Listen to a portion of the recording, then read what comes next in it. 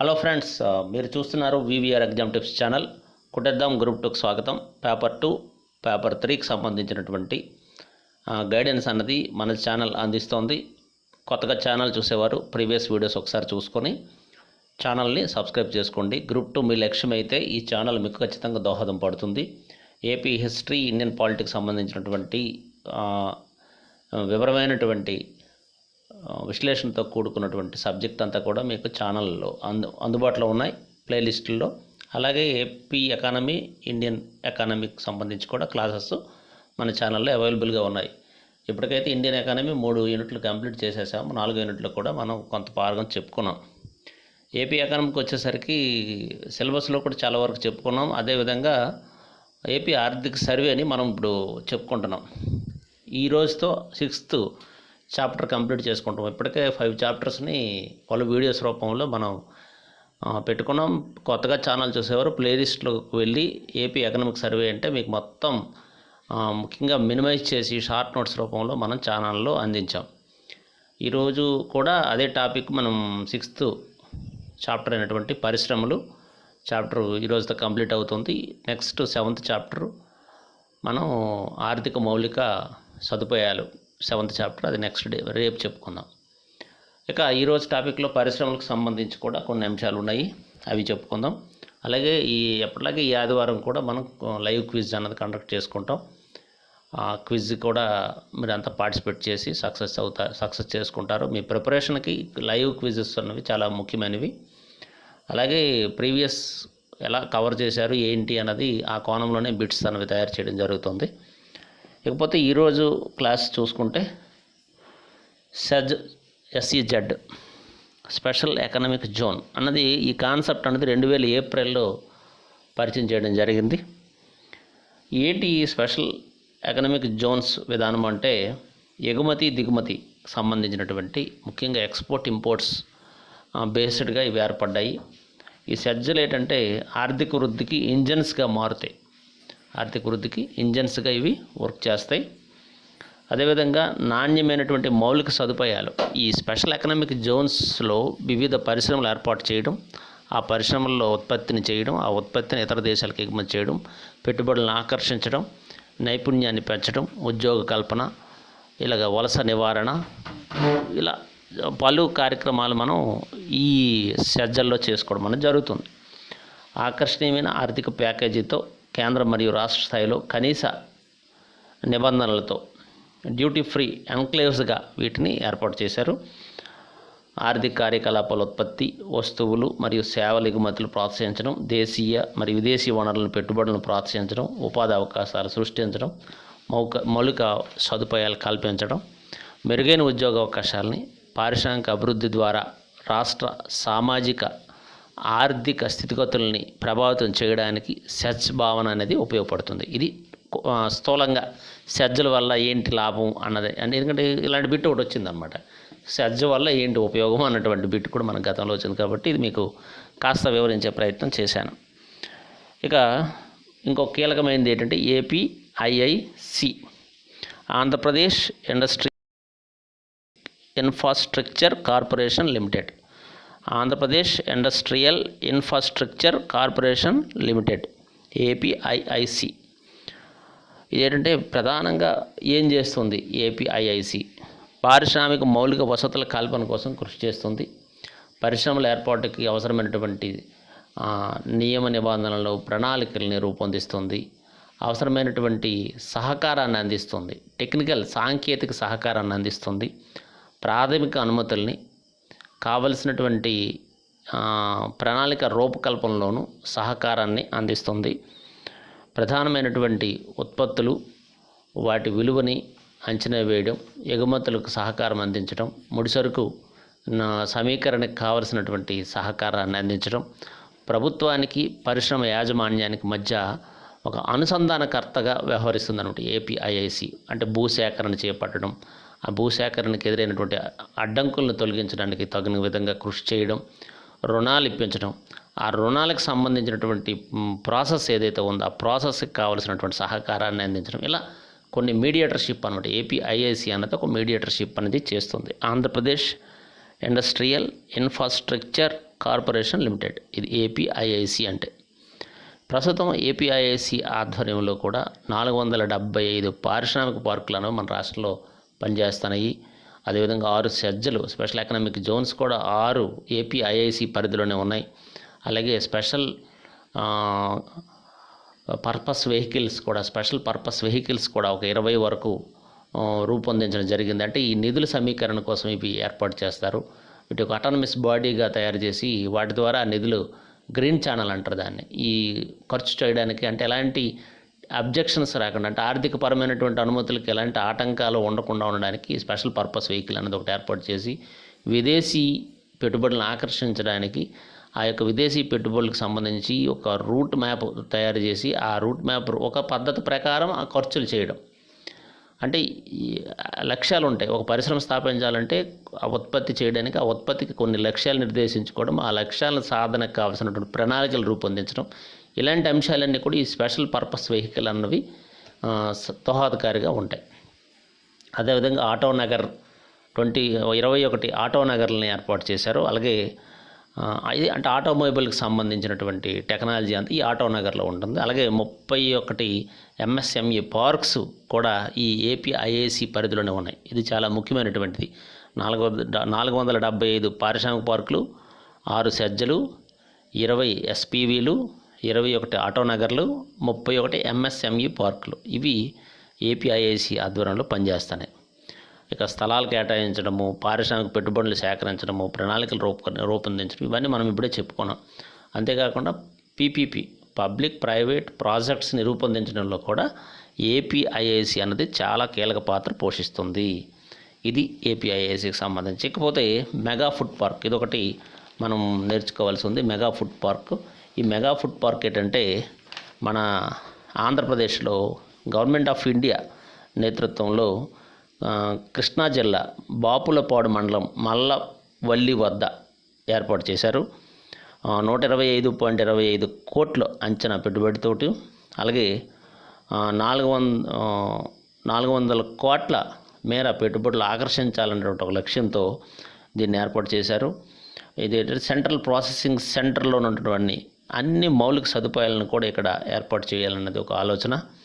ఆ రకంగా ఈ మెగా ఫుడ్ పార్క్ అన్నది ఫుడ్ ప్రాసెసింగ్ యూనిట్స్ ఏవైతే ఉన్నాయో వాటికి ఎపెక్స్, అదే కేంద్రీకృత సంస్థగా ఈ యొక్క ఫుడ్ పార్క్ అన్నది పనిచేస్తుంది. ఫుడ్ ప్రాసెసింగ్ అన్నది సునాయాసంగా జరగడానికి ఈ ఫుడ్ ప్రాసెసింగ్ కావాల్సిన తగిన సాంకేతిక సహకారం అందించడం, శిక్షణ నైపుణ్యాన్ని ఇవ్వడం లాంటి చర్యలన్నీ కూడా ఈ మెగా ఫుడ్ పార్క్ ద్వారా అందుతాయి. దీనిలో కేంద్ర ప్రభుత్వ భాగస్వామ్యం పెద్ద ఎత్తున ఉండడం వల్ల ఈ మెగా ఫుడ్ పార్క్ అనేది చాలా ప్రాధాన్యత. ఎక్కడ ఏర్పాటు చేశారు అంటే మన కృష్ణా జిల్లాలో ఈ మెగా ఫుడ్ పార్క్ అనేది ఏర్పాటు చేయడం జరిగింది అని మనం చెప్పుకోవచ్చు. ఇక NIMS, national investment manufacturing zone, ఇది కూడా ఒకటి నేషనల్ మ్యానుఫ్యాక్చరింగ్ పాలసీ 2011 అనేది కేంద్ర ప్రభుత్వం తీసుకొచ్చింది. ఈ నేషనల్ మ్యానుఫ్యాక్చరింగ్ పాలసీ 2011కు అనుగుణంగా ఈ యొక్క NIMS, national investment manufacturing zone అన్నది ప్రకాశం జిల్లాలో ఒకటి ఏర్పాటు చేశారు. దీని ప్రత్యేకత ఏంటంటే, ఈ ఇన్వెస్ట్మెంట్ మ్యానుఫ్యాక్చరింగ్ జోన్ తాలూకు ప్రత్యేకత ఏంటంటే, ఇది కేవలం ప్రకాశం జిల్లా అనే పరిధి అయినప్పటికీ దీనికి అనుసంధానంగా ప్రతి జిల్లాలో కూడా కొన్ని క్యాచ్మెంట్ ఏరియాస్ని గుర్తించి ఆ క్యాచ్మెంట్ ఏరియాస్ నుంచి అవసరమైనటువంటి ముడి సరుకుని తెప్పించుకొని, ముఖ్యంగా రాష్ట్రం మొత్తం మీద ఈ యొక్క ఇన్ఫ్రాస్ట్రక్చర్కి సంబంధించి, మ్యానుఫ్యాక్చరింగ్కి సంబంధించి, ఉద్యోగ కల్పనకు సంబంధించి, పెట్టుబడుల ఆకర్షణకు సంబంధించి విస్తరించడం, రాష్ట్రమంతా వీటి సేవలు, ఈ నిమ్స్ యొక్క సర్వీసెస్ అందాలన్నటువంటి ఆలోచనతో ఇది ప్రకాశం జిల్లాలో ఏర్పాటు చేశారు.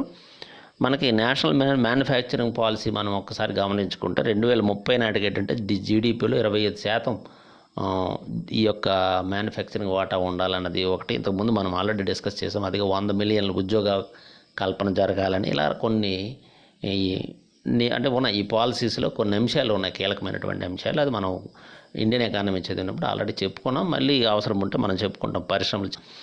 అయితే ఈ ప్రకాశంలో ఏర్పడినటువంటి ఈ నిమ్స్లో దీనికోసం, ఈ నిమ్స్ కోసం 14,230.90 ఎకరాలను సేకరించారు. అలాగే ఈ ప్రాజెక్ట్ కాస్ట్ మనం గమనిస్తే 10,859 కోట్లు ఈ ప్రాజెక్ట్ కాస్టు. అదేవిధంగా పెట్టుబడులు అంటే అంచనా ఎంత మేర పెట్టుబడులు వస్తాయి అంటే 43,700 కోట్ల రూపాయల వరకు పెట్టుబడులను ఆకర్షించవచ్చు అని చెప్పేసి ఒక ఆలోచన. అలాగే 2.5 లక్షల మందికి ప్రత్యక్షంగా పరోక్షంగా ఉద్యోగ అవకాశాలు ఈ యొక్క నిమ్స్ ద్వారా ఏర్పడతాయి అన్నటువంటి ఒక ఆలోచన.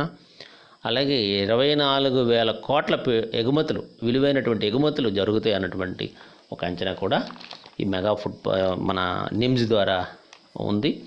అది కూడా ఆలోచించారు. ఇకపోతే మనం ఇంకా మరికొన్ని అంశాలు మనం నేర్చుకోవచ్చు. ఏపీ గ్యాస్ ఇన్ఫ్రాస్ట్రక్చర్ కార్పొరేషన్ అన్నది మనం ఇక్కడ గమనిస్తే ఏపీ గ్యాస్ ఇన్ఫ్రాస్ట్రక్చర్ కార్పొరేషన్ మనం చూసుకుంటే ఇది ఏపీజీఐసి అంటారు.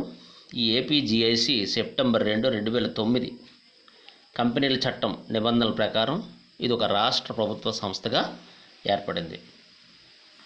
ఈ అన్వేషణ మరియు ఉత్పత్తి, అలాగే అప్ స్ట్రీమ్లోను, అలాగే మిడ్ స్ట్రీమ్లో సేవా రంగం, లోయర్ స్ట్రీమ్ అదే పంపిణీలోను రాష్ట్ర ప్రభుత్వం పార్టిసిపేషన్ అన్నది చాలా అవసరం అన్నటువంటి దీన్ని ఏర్పాటు చేశారు. పెట్రోలియం మరియు సహజ వాయువు రంగం యొక్క కార్యకలాపాల ఫెసిలిటేటర్ పాత్ర పోషిస్తున్నాయి. ఇది రాష్ట్రంలో గ్యాస్ వినియోగాన్ని ఆప్టిమైజ్ చేయడంలో సహాయపడుతుంది. దీనికి అధీకృత మూలధనం కూడా ఏర్పాటు చేశారు, 100 కోట్ల వరకు ఏర్పాటు చేశారు. ప్రధానంగా మనం చూసుకుంటే state wide gas grid, pipeline network అభివృద్ధి చేయడం, నగర గ్యాస్ పంపిణీ నెట్వర్క్ అభివృద్ధి చేయడం, జాతీయ అంతర్జాతీయ గ్యాస్ బ్లాకులు పొందడం, పెట్రోలియం ఎగుమతిని జోన్ అభివృద్ధి చేయడం, రకరకాల సేవలను అందించడం అనేది ఏపీజీఐసి యొక్క ప్రధాన లక్ష్యం.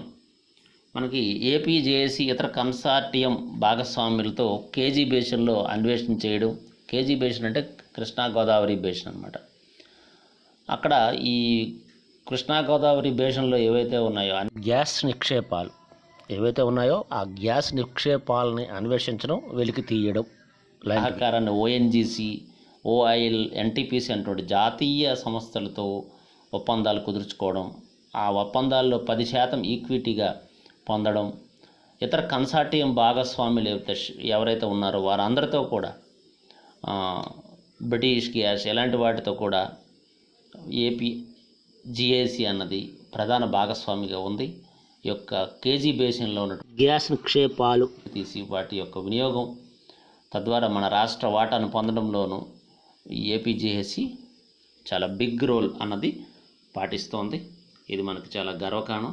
అదేవిధంగా ఏపీ గ్యాస్ డిస్ట్రిబ్యూషన్ కార్పొరేషన్ చూసుకుంటే ఇది సిటీ గ్యాస్ డిస్ట్రిబ్యూషన్ ప్రాజెక్టులు, సిఎన్జి స్టేషన్లు అమలు చేయడం, ఆంధ్రప్రదేశ్లో విద్యుత్ ప్లాంట్లు, ఇతర గ్యాస్ తక్షణ అవసరాన్ని తీర్చాలనే లక్ష్యంతో ఈ ఏపీ గ్యాస్ డిస్ట్రిబ్యూషన్ కార్పొరేషన్ అన్నది 2011లో ఏర్పాటు చేశారు. ఇది కూడా ఈ AP Andhra Pradesh gas distribution corporation అన్నది మన ఏపీజీఐసికి అనుబంధంగా ఏర్పాటు చేసిన ఒక జాయింట్ వెంచర్ కంపెనీగా మనం చెప్పుకోవచ్చు. ఇక AP gas pipeline network AP యొక్క అంటే ఒకటి ఏపీజీఐసి, తర్వాత గ్యాస్ డిస్ట్రిబ్యూషన్ కార్పొరేషన్, వీటికి అనుబంధంగానే ఈ పైప్లైన్ నెట్వర్క్ కూడా వర్క్ చేస్తుంది.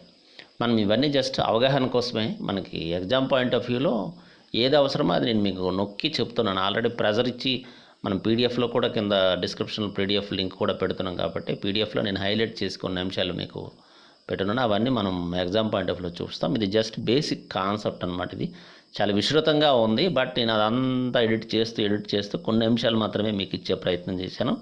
కాబట్టి మీరేమీ కంగారు పడక్కర్లేదు. ఇక ఏపీజీఐసి, ఏపీజీడీసీ ఇప్పుడే చెప్పుకున్నాం, ఆంధ్రప్రదేశ్ గ్యాస్ ఇన్ఫ్రాస్ట్రక్చర్ కార్పొరేషను, అలాగే ఆంధ్రప్రదేశ్ గ్యాస్ డిస్ట్రిబ్యూషన్ కార్పొరేషన్, వీటి వల్ల ఏంటి ప్రయోజనాలని చూసుకుంటే ఆంధ్రప్రదేశ్కి నేరుగా వ్యాట్ జిఎస్టీ రూపంలో సంవత్సరానికి 1000 కోట్ల వరకు ఆదాయం పొందవచ్చు. అలాగే ఎల్ఎన్జి లిక్విడ్ నేచురల్ గ్యాస్ ఏదైతే ఉందో అది లభ్యత వలన విద్యుత్ రంగం పెరుగుతుంది, విద్యుత్ రంగంకు ఆదా జరుగుతుంది. అలాగే పారిశ్రామిక అభివృద్ధి కూడా తోడ్పడుతుంది. ప్రత్యక్షంగాను పరోక్షంగాను 1000 మంది వరకు ఉద్యోగ అవకాశాలు లభ్యమవుతాయి. వాయువుల వాడకం వల్ల కాలుష్యం తగ్గుతుంది, పర్యావరణం మెరుగుపరుస్తుంది, గ్రీన్ హౌస్ ఉద్గారాల తగ్గుదల అన్నది సాధ్యమవుతుంది. ఇలా కొన్ని బెనిఫిట్స్ అన్నవి ఉన్నాయి. ఇవన్నీ కూడా మనం చూసుకోవచ్చు. ఇక పరిశ్రమల వార్షిక సర్వే, ఇది ఒక ఇంపార్టెంట్. ఈ వార్షిక సర్వేకి సంబంధించి కొన్ని కీలక అంశాలు మీ ముందుకు నేను తీసుకొచ్చాను. ఉత్పాదక పరిశ్రమలు మొత్తంగా మనం చూసుకుంటే ఈ పరిశ్రమల వార్షిక సర్వే ఏం చేస్తాయి అంటే రాష్ట్రంలో పరిశ్రమల యొక్క ఆదాయాన్ని అంచనా వేస్తుంది. పరిశ్రమకి నిర్మాణం, ఏ రకానికి చెందినటువంటి పరిశ్రమ అది, ఏ రకంగా ఉపయోగపడుతుంది, ఇలాంటి అంశాలను కూడా ఈ యొక్క వార్షిక సర్వే తెలియజేస్తుంది. పెట్టుబడులు రాక లేదా పెరుగుదల, తగ్గుదల లేదా రుణాత్మకం ఇలాంటి అంశాలను కూడా మనకి స్పష్టం చేస్తుంది. రాష్ట్రంలో పరిశ్రమల అభివృద్ధి, అభ్యున్నతి ఇలా రెండు రకాలుగా కూడా మనకు ఒక సూచికగా ఉపయోగపడుతుంది అనమాట ఈ వార్షిక సర్వే అన్నది. ఈ వార్షిక సర్వే మనం గమనిస్తే 2016-17లో 12,696 కోట్ల ఆదాయం మనకి పరిశ్రమల ద్వారా వస్తే 2017-18లో 12,515 కోట్లు వచ్చింది. అయితే ఏమైంది, 2016-17తో 2017-18కు పోలిస్తే -1.43% ఆదాయం తగ్గింది. అంటే రుణాత్మకంగా వృద్ధి నమోదైంది. అయితే ఇక్కడ మనం గమనించాల్సింది ఏంటంటే ఉద్యోగతి విషయంలో 6.1 లక్షల మందికి ఉద్యోగ కల్పన అన్నది జరిగింది. ఇది ఒకటి మనకి ఇక్కడ గమనించదగ్గ అంశం. పరిశ్రమల వార్షిక సర్వేలో మనం చూసినటువంటి కీలక అంశాల్లో ఇది ఒక కీలకమైనటువంటి భాగంగా మనం చెప్పుకోవచ్చు. తర్వాత index of industrial production IIP. ఇదేంటంటే మన ఇండస్ట్రియల్ ప్రొడక్షన్ ఎలా ఉంది, ఈ పరిశ్రమల ఉత్పత్తి పరంగా చూస్తే ఎలా ఉంది, 2020-21కి గాను ప్రధానంగా ఉన్నటువంటి పరిశ్రమలు మెయిన్ స్ట్రీమింగ్లో మనం చూసుకుంటే mining and quarrying, manufacturing, electricity, ఈ మూడింటిని మనం కంపేర్ చేస్తే 2020-21లో వీటి ఉత్పత్తి ఎలా ఉన్నది అని చూద్దాం. మైనింగ్ అండ్ క్వారింగ్ ప్రొడక్షన్ ఎలా ఉందంటే -2.10 అంటే రుణాత్మకంగా ఉంది. అదేవిధంగా మ్యానుఫ్యాక్చరింగ్ 1.12% ఉంది. ఎలక్ట్రిసిటీ సెక్టార్ చూసుకుంటే -3.43% ఉంది. అంటే ఓవరాల్గా మనం చూసుకుంటే -0.34% ఉంది ఓవరాల్గా. అంటే ఇక్కడ మనకి అర్థమవ్వాల్సింది ఏంటంటే కోవిడ్ ప్రభావం అన్నది ఇక్కడ స్పష్టంగా తెలుస్తోందన్నమాట. ఇక తర్వాత SLPs, state level public enterprises, ఇవి మన రాష్ట్రంలో 39 ఉన్నాయి. వీటి టర్నోవర్, ఈ 39 యొక్క టర్నోవర్ చూసుకుంటే 2020-21కి గాను 52,673.24 కోట్లు. ఈ 39 SLPల సంఖ్య, ఇది కూడా ఇంపార్టెంట్ ఎగ్జామ్లో, టర్నోవర్ 52,673.24 కోట్లు. అయితే అత్యధిక టర్నోవర్ కలిగినటువంటి టాప్ 5 కంపెనీస్ చూద్దాం. SLPS చూద్దాం, అంటే స్టేట్ లెవెల్ పబ్లిక్ ఎంటర్ప్రైజెస్ చూద్దాం. APSCSEL, APPFCL, AP Genco, APEPDCL, APSPDCL. ఇది చాలా ఇంపార్టెంట్. ఈ 5 కంపెనీలదే దాదాపు 94.63% టర్నోవర్ కలిగి ఉందండి. అది ఇక్కడ మనం ప్రత్యేకంగా APSCSEL, APPFCL, AP Genco, APEPDCL, APSPDCL. లేకపోతే క్యాపిటల్ ఎంప్లాయిడ్ మనం చూసుకుంటే క్యాపిటల్ ఎంప్లాయిడ్లో కూడా 5 టాప్ కంపెనీస్ ఉన్నాయి. వీటి క్యాపిటల్ ఎంప్లాయిడ్గా చూసుకుంటే పెట్టుబడికి సంబంధించి అనమాట. ఇది 48,769.8 కోట్లు వరకు పెట్టుబడులు అందించినటువంటి టాప్ 5 కంపెనీస్ చూసుకుంటే APIIC, AP Transco, AP Genco, APSPDCL, APSHCL. గతంలో ఈ బిట్ అడిగారండి. APIIC, AP ట్రాన్స్కోకి సంబంధించి ఒరిస్కి రమ్మ అడిగారు అనమాట. Top 3 companies. కాబట్టి ఈ టాప్ 5లో టాప్ 3 గుర్తుపెట్టుకోవాలి మనం. ఇక మైన్స్ అండ్ జియాలజీకి సంబంధించి కూడా చాలా అంశాలు ఉన్నాయి. బట్ మనం ప్రధానంగా అంటే ఎక్కడెక్కడ ఏ ఖనిజాలు లభ్యమవుతాయి, ఏ పరిశ్రమలు ఉంటాయన్నది మనం ఏపీ జాగ్రఫీ అలాగే Indian geography AP economy subject పరంగా మనం ఆల్రెడీ నేర్చుకున్నాం. కాబట్టి నేను పైన కొన్ని అంశాలు మాత్రమే ఇస్తాను. డేటాకు సంబంధించి కొన్ని సూచనలు చేస్తాను.